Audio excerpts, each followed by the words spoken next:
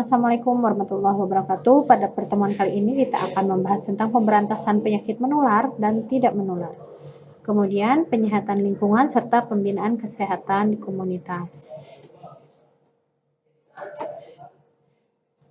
Nah, untuk upaya penurunan angka kematian ibu (AKI) dan angka kematian bayi (AKB) dalam rangka menurunkan AKI dan AKB, nah ada beberapa kegiatan intervensi yang dilakukan mengikuti siklus hidup manusia.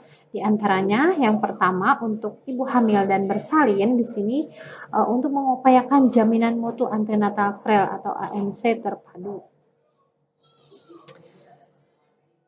Kemudian yang kedua, meningkatkan jumlah rumah tunggu kelahiran atau RTK. Kemudian meningkatkan persalinan di fasilitas kesehatan seperti di PONED atau di rumah sakit bersalin atau di rumah sakit umum. Kemudian menyelenggarakan konseling inisiasi menyusui dini dan KB pasca persalinan. Kemudian selanjutnya meningkatkan penyediaan dan pemanfaatan buku KIA. Kemudian dalam rangka menurunkan AKI-AKB, intervensi yang dilakukan melalui siklus kehidupan manusia. Yang kedua ada untuk bayi dan ibu menyusui, yaitu mengupayakan jaminan mutu kunjungan neonatal lengkap. Kemudian menyelenggarakan konseling ASI eksklusif atau konseling pemberian ASI selama 6 bulan. Kemudian menyelenggarakan pelayanan KB pasca persalinan, di mana di sini ibu produktif akan diberikan penkes tentang KB, yaitu dari mulai macam-macam KB dan kegunaannya. Kemudian menyelenggarakan kegiatan pemberian makanan pendamping ASI atau MPASI, ini dilakukan biasanya di tiap-tiap posyandu. Kemudian selanjutnya untuk balita di sini melakukan revitalisasi posyandu. Yang kedua, menguatkan kelembagaan Pokja Nasional Posyandu, kelompok kerja nasional Posyandu. Kemudian yang ketiga, meningkatkan transformasi KMS ke dalam buku KIA. Nah, kalau ini untuk KMS yang tadinya cuma selembaran, sekarang sudah digabungkan dengan buku KIA atau kesehatan ibu dan anak. Kemudian untuk menguatkan kader posyandu, di sini banyak membentuk kader-kader kesehatan di tiap desa atau wilayah kerja puskesmas. Kemudian menyelenggarakan pemberian makan tambahan PMT pada balita. Pemberian makanan tambahan juga biasanya dilakukan di posyandu terdekat. Kemudian untuk anak usia sekolah di sini melakukan revitalisasi usaha kesehatan sekolah atau UKS, di mana ada di dalamnya ada program gizi anak sekolah gitu ya. Selanjutnya menguatkan kelembagaan tim pembina UKS dari mulai tingkat nasional hingga ke bawah gitu ya, dari tingkat pemerintahan sampai ke bawah. Kemudian menyelenggarakan program gizi anak sekolah atau PROGAS atau makanan tambahan sekolah atau makanan yang sehat yang dapat dikonsumsi oleh anak sekolah. Kemudian mengembangkan penggunaan rapor kesehatan ya. Kemudian menguatkan SDM puskesmas. Untuk remaja di sini untuk upayanya atau kegiatan intervensinya diantaranya menyelenggarakan pemberian tablet tambah darah, itu khususnya untuk remaja perempuan apabila setelah head begitu ya. Kemudian menyelenggarakan pendidikan kesehatan reproduksi di sekolah menengah. Ini untuk pendidikan kesehatan reproduksi pada remaja putra ataupun putri. Kemudian menambahkan jumlah puskesmas yang menyelenggarakan pelayanan kesehatan peduli remaja atau PKVR. Yang keempat, mengupayakan penundaan usia perkawinan sebelum batas yang diperbolehkan untuk menikah. Saya lanjutkan kembali untuk dewasa muda di sini upaya kegiatan intervensinya diantaranya adalah penyelenggaraan konseling pranikah, kemudian menyelenggarakan gerakan pekerja perempuan sehat atau produktif GP2SP untuk wanita bekerja ya di sini, atau ini bisa dilakukan di K3. Kemudian menyelenggarakan konseling KB pranikah itu. dan menyelenggarakan konseling gizi yang seimbang. Kemudian selanjutnya ada upaya penurunan prevalensi pada balita pendek atau stunting. Yang pertama untuk ibu hamil dan bersalin, ini intervensi pada 1000 hari pertama kehidupan anak. Ya. Kemudian mengupayakan jaminan mutu antenatal care ANC secara terpadu. Kemudian meningkatkan persalinan di fasilitas kesehatan seperti di PONED, di rumah sakit bersalin atau di rumah sakit umum daerah yang menyediakan fasilitas persalinan. Kemudian menyelenggarakan program pemberian makan tinggi kalori serta tinggi protein atau mikronutrien seperti TKPM. Kemudian deteksi dini penyakit menular dan tidak menular. Kemudian pemberantasan cacingan dengan pemberian obat cacing biasanya per 6 bulan sekali.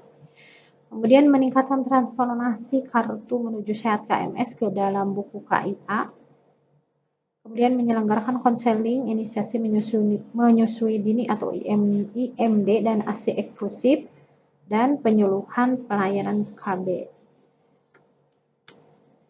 Kemudian untuk balita di sini ada pemantauan pertumbuhan balita oleh tim posyandu atau kader setempat.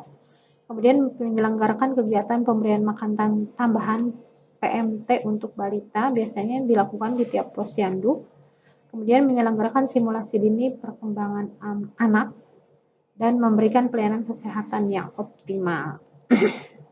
Kemudian untuk anak usia sekolah di sini dapat melakukan revitalisasi usaha kesehatan sekolah atau UKS. Kemudian menguatkan kelembagaan tim pembina UKS dari mulai atas hingga ke bawah. Kemudian menyelenggarakan program gizi anak sekolah atau Progas dan memperlakukan sekolah sebagai kawasan bebas rokok dan narkoba. Kemudian untuk remaja di sini meningkatkan penyuluhan untuk perilaku hidup bersih dan sehat (PHBS). Kemudian pola gizi seimbang, tidak merokok dan mengkonsumsi narkoba. Kemudian pendidikan kesehatan reproduksi. Selanjutnya untuk dewasa muda, di sini ada penyuluhan dan pelayanan keluarga berencana atau KB. Kemudian deteksi dini penyakit menular dan tidak menular. Kemudian meningkatkan penyuluhan untuk PHBS, pola gizi seimbang, tidak merokok dan tidak mengkonsumsi narkoba. Selanjutnya untuk upaya pengendalian penyakit menular. Di antaranya untuk penyakit HIV/AIDS sendiri yang pertama, meningkatkan konseling dan tes pada ibu hamil. Tentunya di sini yang dilakukan adalah tes HIV/AIDS ya, deteksi dini HIV/AIDS, kemudian diagnosa dini pada bayi dan balita, kemudian konseling tes pada populasi kunci seperti pasien infeksi menular seksual (IMS), pasien TB, dan anak usia sekolah, usia kerja, dan usia lanjut. Kemudian pemberian antiretroviral atau ARV pada anak dan orang dengan HIV/AIDS atau ODHA pada orang dewasa. Kemudian intervensi pada kelompok berisiko. Di sini contohnya adalah kelompok-kelompok berisiko itu anak remaja yang pergaulan bebas, kemudian pekerja seks, kemudian anak-anak jalanan. Kemudian selanjutnya pemberian profilaksis cotrimoxazole pada anak dan ODHA pada orang dewasa. Kemudian upaya pengendalian penyakit menular untuk penyakit tuberkulosis. Di sini mengidentifikasi terduga TB di antara anggota keluarga, kemudian termasuk anak dan ibu hamil. Kemudian memfasilitasi terduga TB atau pasien TB untuk mengakses pelayanan TB yang sesuai dengan standar. Kemudian pemberian informasi terkait pengendalian infeksi TB kepada anggota keluarga untuk mencegah penularan TB di dalam keluarga dan masyarakat. Kemudian selanjutnya pengawasan kepatuhan pengobatan TB melalui pengawasan penelan minum obat atau PMO. Nah teman-teman, untuk yang pasien TB yang kekampuhan, pada upaya kali ini di Puskesmas untuk PMO-nya adalah dari tim kesehatan itu sendiri untuk memantau atau pengawasan menelan minum obat tersebut. Kemudian ada untuk penyakit malaria di sini, diantaranya upayanya yang pertama screening ibu hamil pada daerah berisiko terkena penyakit malaria seperti di daerah Indonesia Timur. Kemudian pembagian kelambu untuk ibu hamil dan balita, pemeriksaan balita sakit di wilayah timur Indonesia. Nah, selanjutnya untuk upaya pengendalian penyakit di sini upaya pengendalian penyakit tidak menular atau PTM yaitu meningkatkan deteksi dini faktor risiko penyakit tidak menular melalui posbindu. Ini biasanya di posbindu ini dibentuk di tiap-tiap desa. Kemudian meningkatkan akses pelayanan terpadu PTM di fasilitas kesehatan tingkat pertama FKTP atau puskesmas setempat. Kemudian penyuluhan tentang dampak buruk dari merokok atau bahaya merokok. Kemudian selanjutnya yang terakhir menyelenggarakan pelayanan upaya berhenti merokok. Baik, terima kasih referensi dari Pedoman Umum Program Indonesia Sehat dan Perawatan Keluarga. Assalamualaikum warahmatullahi wabarakatuh.